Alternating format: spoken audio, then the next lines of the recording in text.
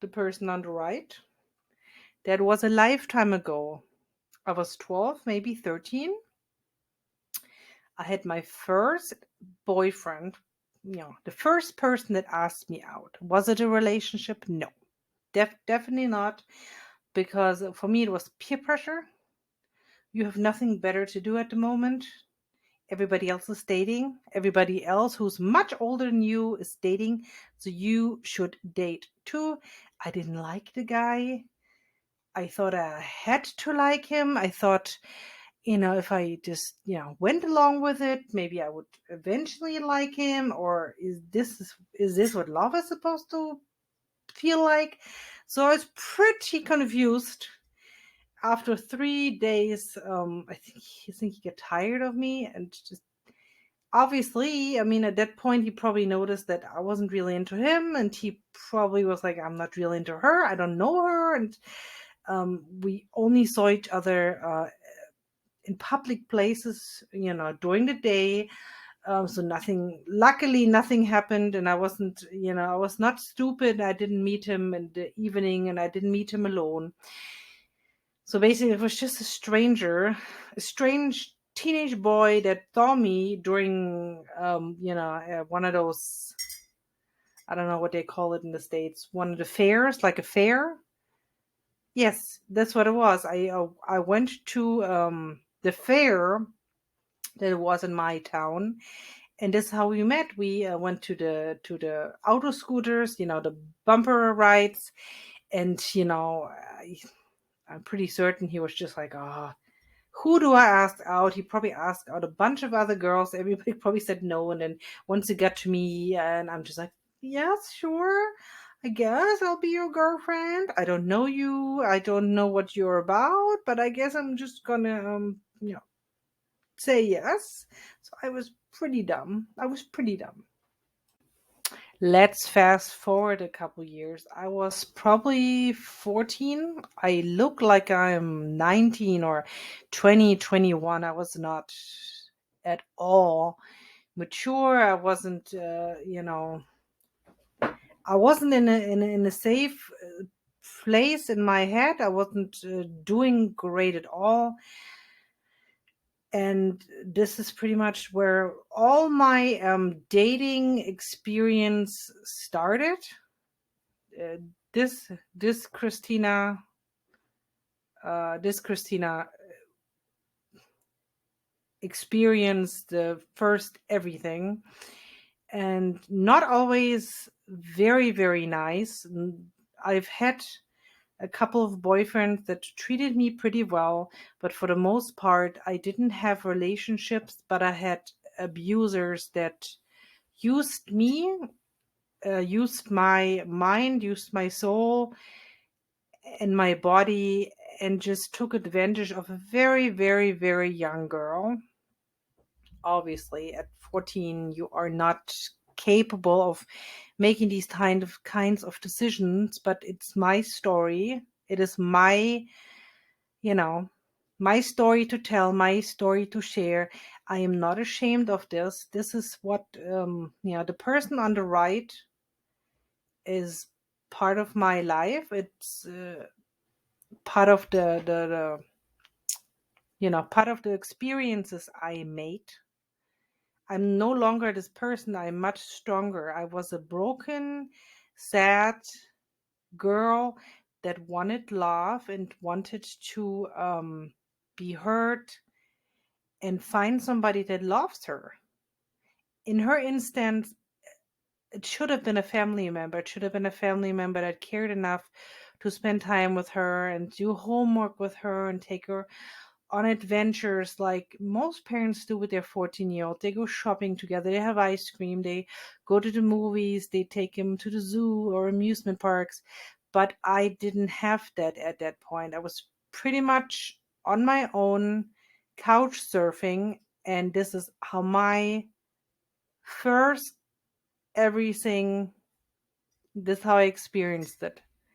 Pretty much with a bottle of liquor, beer, running around, causing harm to myself, not necessarily physical harm, but emotional harm by choosing to get into dangerous situations, making bad choices by dating men that were very, very much older, that didn't care about me, that for the most part, they didn't care about my age. I'm sure some of them had no idea. Look at me, I look 19, I look 20, 21 even. But I know there were some people, especially the guy that did did took the final step for me, the final step that took me pushed me over the edge in my dating behavior. That guy, I'm pretty sure he definitely knew that I was 14. But there was a time period where I didn't do anything other than drink beer, hang out, maybe kiss, hold hands. But he took it a step further, and as a 14-year-old person, I based a lot of my decisions and a lot of my feelings on that experience, because it cost me a lot of harm and damage. So this person you see on the right, she's not doing very well. So my dating experiences were not pleasant. They were covered with abusive men that took advantage of me, with friends um, that influenced me to do things I really didn't want to do, men that influenced me. Hey, if you spend the night with me, I will love you forever, and we will be so happy, and we will, you will have somebody finally that cares about you, you know, kind of like that. So absolutely no, not a great situation at all. But it's my story. I'm not ashamed about the story. This is what happened to me. A lonely girl that didn't have a lot of help at home was trying to find a life. I was trying to find a life, recreate a family, find somebody to love and take care of me. So I got pretty lucky. 1998, I met my husband, who started out as a friend, as somebody who cared for me, somebody who saw me as a whole person, didn't just see me as a body they could use or abuse. He saw me as a person, and he wanted to form an attachment to me, by doing things with me, playing board games, taking walks, communicating, talking about our families, sharing things, building a solid foundation. So I got pretty lucky in that aspect, and I have been in a committed relationship since 1998. We had a couple rough years in between where we parted ways, but we have been back on track since 2010. So you see, 12 years. We've been back together 12 years, and we're together. We're happy. We are deeply in love. We have built a foundation, a very strong and solid foundation. But what my dating history left me with is abandonment issues, fear, and being scared all the time, thinking, what if my children um, experience the same kind of dating, the abuse, somebody not taking them serious, and for the longest time, I'm like dreading this day when they date. I'm like, I don't know. I just obviously most people date unless you like say, hey, you know what, dating is not my thing. I don't want to do it. Not everybody has to date, but most of us date. We get to know people, we find a partner, we see who, we grow as a person, and then along the lines we'll eventually meet somebody who's nice. So my my oldest daughter, she's currently in an online relationship. So I'm like, okay, I like that person very much. Wonderful person. I'm not going to go into details here. Obviously privacy, but a very nice person. So that made me kind of feel calm, like, okay, there's good people out there. My children will be safe. But since it's an online relationship, it kind of takes a little bit like the pressure off. I know eventually they'll connect, and who knows what happens then. But it kind of like, okay, nice person online takes the pressure off a little bit.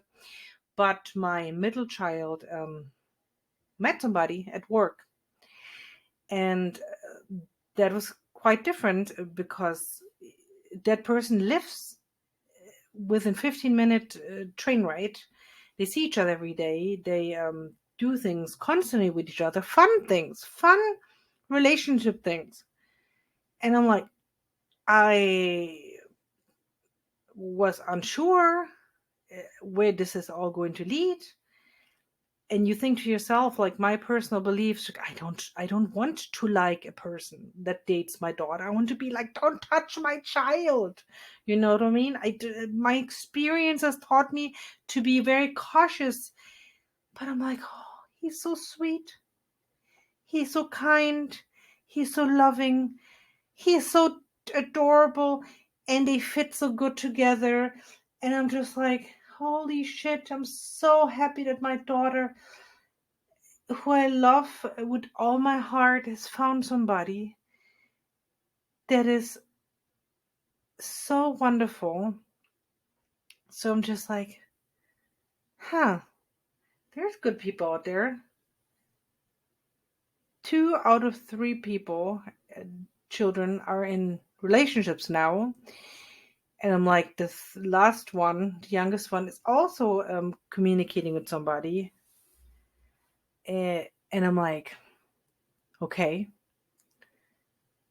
Does it mean my mommy helicopter mode, I can switch it off now? Because it seems like they have a good neck for finding partners. The 2 oldest ones have a good understanding of what a partnership's supposed to be like. And I'm like, I have abandonment issues. I'm not always the easiest person to live with. I know I'm not always the kindest wife. I'm not always the bestest wife. I can freely admit it. My husband loves me. But I have major abandonment issues. Major. Because I have pretty much been on my own since I was 14 years of age. I didn't have a mother that tucked me in at 12, 11. I didn't have a parent, a father that just, hey, let me take you for a walk in the park, or let me take you to the movies. I didn't have any of these things. So that fear manifested, and that fear manifested also to the point where I was worried about my daughters. But I'm like, my daughter has a boyfriend. And I'm like, obviously she deserves him. They deserve each other, but they're wonderful people. Obviously, I made this amazing, wonderful, grown woman. She's 21. And now she has somebody in her life that is wonderful. And I'm just like, holy shit. I can't complain. I can't sit here and be like, oh, I don't like him, or oh, I can't believe he's doing this. I can't do it. All I can say is like, he is fucking amazing.